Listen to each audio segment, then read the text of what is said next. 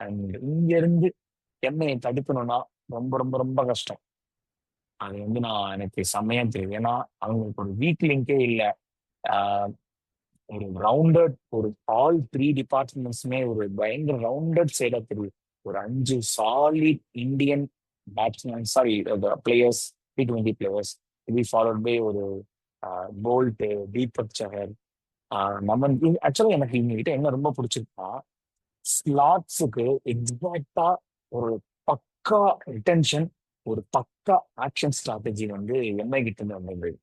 So ஒரு 5 வருஷமாவே அவங்க பெருசா எதுவும் பெர்ஃபார்மே பண்ணலாம். பட் ஸ்டில் நீங்க 5 வருஷம் பார்த்தீங்கன்னா அவங்க டென்ஷன் நல்லா தான் இருந்திருக்கும், அவங்க ஆப்ஷனுமே நல்லா தான் இருந்திருக்கும். பட் 1 or 2 ஸ்லைட் மிஸ், அப்புறம் அந்த ஒரு கேப்டன்சி சேஞ்ச் ஒரு 2 மினிட்ஸ் நடுவில் அடி வாங்கினாங்க, அந்த மாதிரி போயிருக்கணும் தவிர இந்த பர்டிகுலர் சீசன் அந்த அந்த 9 கிரக கோள்களும் ஒன்றிணைத்து வரும்போது அவனை வீழ்த்த எந்த சக்கரவர்த்தியாலும் முடியாது அப்படிங்கிற மாதிரி எல்லா டிபார்ட்மெண்ட்டுமே அழகா கான்ட்ரிபியூட் பண்றாங்க.